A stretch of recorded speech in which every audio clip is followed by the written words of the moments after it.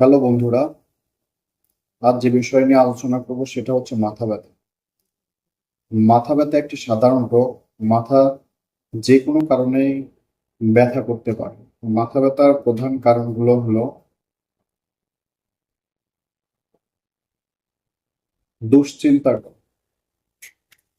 সর্দি কাশি বা সাইনাসের problem, migraine problem, ঘুম কম হওয়া, অতিরিক্ত মোবাইল, টিভি ও কম্পিউটার ব্যবহার করা, ক্ষুধামন্দা, ক্ষুধার্ত হলেও সঠিক সময়ে খাবার না খাওয়া।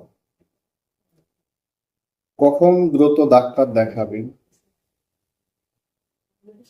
জীবনে প্রচন্ড রকমের মাথা ব্যথা করলে, মাথা ব্যথার কারণে হাত পা শক্ত হয়ে গেলে,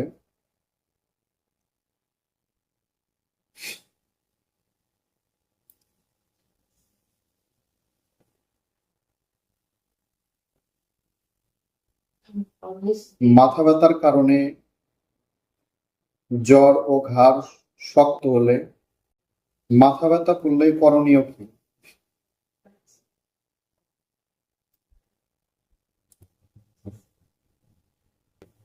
পর্যাপ্ত ঘুম পাড়া, পুষ্টিকর খাবার গ্রহণ করা, অতিরিক্ত রকমের মাথা ব্যথা করলে ডাক্তার দেখান। ধন্যবাদ সকলকে। আসসালামু আলাইকুম।